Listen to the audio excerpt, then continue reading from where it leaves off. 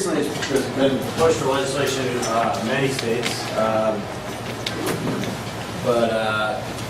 some members of Congress. The whole issue around it, which we're going to get into when we get to the future, is this gambling tax that we're allowed to put on the winnings, and help lift the deficit in many states and national governments. And study at the Congressional Joint Committee of Taxation that I found, it said it would generate $42 billion over the first 10 years on the federal level if we were in. And it's just a pretty cool chart. I found about states that were for it or against it. In general, kind of seems split, but no, it's. All right, so this is present day online gambling. One of the major concerns is that underage gambling, people under the age of 18, and because it's impossible to regulate that, considering all you have to do when you sign up is press you're 18 or older. The thing that happens when you're underage, though, is you can't cash out your winnings no matter what. So it's kind of stupid. You're just throwing money away by playing when you're underage, because you can't put money on your own credit card if you're not 18. So if you hand someone money to transfer you it, you're just pissing money away. Sorry for knowing it, but that's what you're doing. Oh my God, I'm losing my train of thought for a second. When you're using this kind of stuff, you have to, when you're cashing out, you have to send in your identification. So if you don't have that, there's no way of getting your money. And if you would want to transfer your winnings when you're under 18 to someone who is, that when they try cashing that money out, that will be denied. So you're never going to get your money. I had my account frozen because of that. So it really stinks when you're underage. And then another thing is addiction. Addiction on online gambling is completely different than going to a casino. When you go to a casino, you have $300, say you bring, you give it to a cashier, you get your money, and you felt that money, you held it, you went, you lose, you're going to be really angry. But when you're online, you put in your credit card, you get that money. When it's on a screen, you don't even think it's real almost. You lose the value of money. So you really have to understand the value of money when you're playing. You can lose $100, $200, and when you're online, you're going to be like, I want to make that back, put it back, I'm going to keep putting more money on. But you have to understand that it's real money that's going on there. And once you learn that I don't think addiction really is a problem unless you actually have a legitimate gambling problem. But you can get around that type of addiction. Fraud, as we just learned, is a major problem in online gambling. Like we talked about pot ripper, you can see everyone's cards at all times. I think it's when you play online poker, you do online gambling, you should know what you're getting yourself into right away. That there's obviously going to be some sort of fraud that goes on. I would never play on those websites that they show the ultimate bet, absolute. Those aren't the most well-known sites. And I'm not surprised that happened. It's obviously you should research the sites you're going to play on. PokerStars, Full Tilt, they have never had complaints of any sort of cheating whatsoever, unless it's within players dumping chips to each other, which means like losing hands purposely to other people. And they catch that and they'll ban you from the site really quickly, no matter what happens. If they feel any sense of cheating, they'll ban you.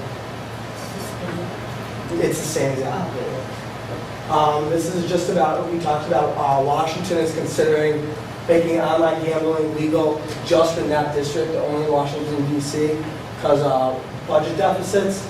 And this would be the first test case for this, to have online gambling legal in a state.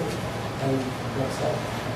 Other states, Florida, California, and Nevada, are also debating whether they should implement interstate gambling, because it, like they said, could generate about $13 million in its first 3 years.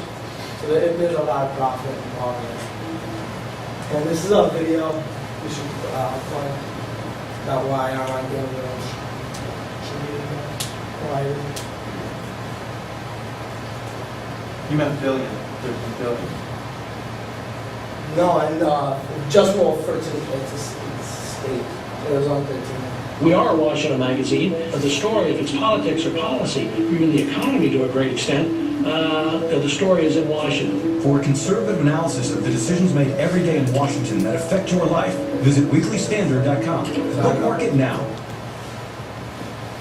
why online gambling is not legal. And so, we have Greg Raymeyer with us, a professional poker player and World Series champion. How do you get to be a World Series champion of poker? You have to win the World Series of Poker main event. Do you just That's all there play is to and it. play and play and play?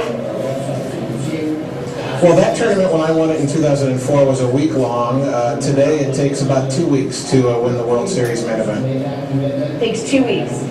But in order to get better, you gotta play. So you just play poker all day long. Actually, I was a full-time biotech patent attorney working for Pfizer in Connecticut, and I was a part-time professional poker player. I played seriously for 12 years, and I've only been a full-time professional since winning the main event in 2004. I love it.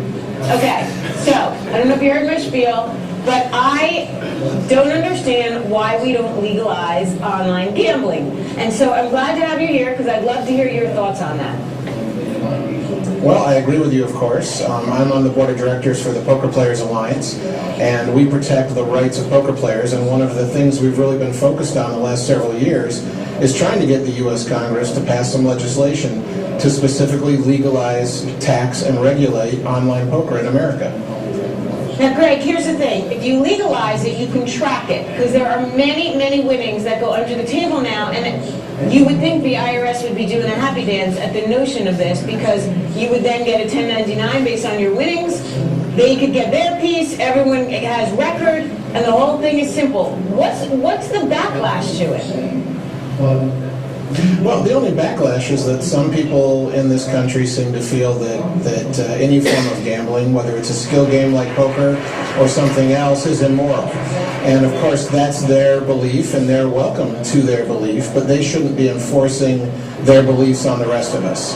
So when poker is played by consenting adults, there's no reason it shouldn't be allowed, whether it's online, brick and mortar, kitchen table, anywhere else. Okay, so drinking a bottle of Grey Goose is not immoral, but playing a game of online poker is. Well, in some people's minds. I mean, I don't agree with the opinions of those people, but they have the right to that opinion. But when my moral beliefs object to something they're doing, I don't try to enforce those moral beliefs on them. I think that's a mistake. I don't think the government should be involved telling any adult what to do if that person is not hurting someone else. Amen. So whatever you do in privacy, that's up to you. Or with other consenting adults, as long as children aren't involved, you should be able to do pretty much what you want. So what is the Poker Players Alliance doing to try to get this through? I mean, clearly you're going to be down in Congress.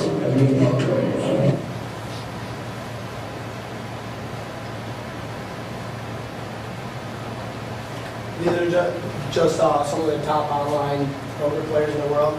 Tom Dwan, also known as Dirt, is an American professional poker player. He's made millions and millions of dollars, probably upwards to about 12 million.